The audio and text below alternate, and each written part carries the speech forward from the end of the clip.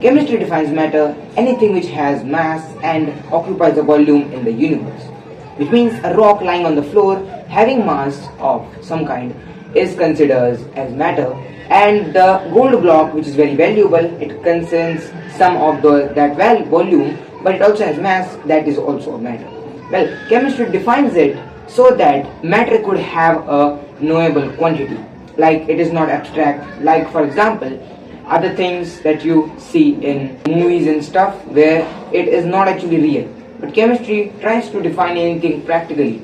Like talking about atoms, they don't follow the gravitational influence under Newton, because that's why they have created a different route from that thing which doesn't follow the classical mechanics and rather follow the quantum mechanics.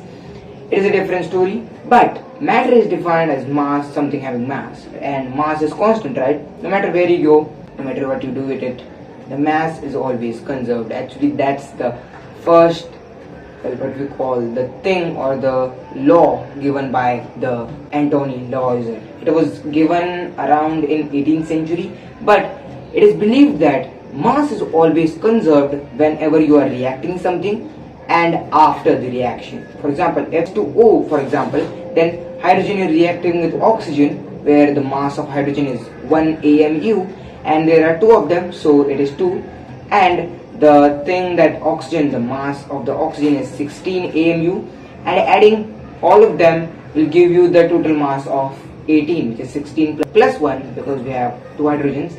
That will create the atomic mass of 18 AMU. Basically talking about it, it doesn't seem much likely that, but after making that water you will end up with the same amount of mass that you started with. There is no loss of matter, there is no loss of mass in a chemical reaction, because there are some reactions where actually don't follow this law. Basically, E is equal to mc square. You have heard this thing many times. It stands for energy mass equivalence formula.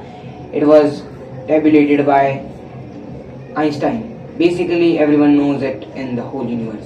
The thing is that when a nuclear reaction occurs, the mass is actually transferred into energy and thrown out from the system as entropy. Basically this is what sun generally do. It reacts inside and actually does its reaction, which is a nuclear fusion reaction, which means things are fusing in, and there is also fission reaction, which means they are also breaking apart. Well, the thing is that they are continuously reacting and the mass of the sun is getting lesser, and that's the case why it is releasing so much energy. That energy is coming out like a small packets of entropy, which is what is driving the earth right now, because without sun there is no earth.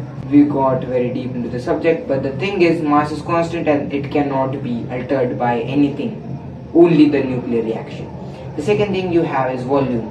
Everything is which occurs in your daily life has any kind of volume.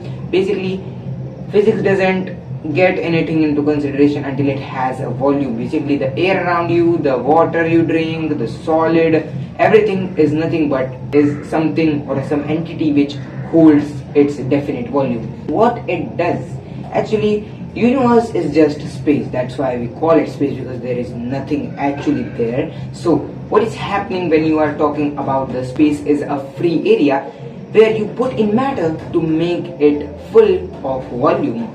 Basically volume is a quantity which defines the space of something, yeah, in simple words. Okay, after that we know that definition of matter, but actually can your around surroundings can be broken down into some simpler substances. Those are elements and compounds. We will talk about it in the later videos.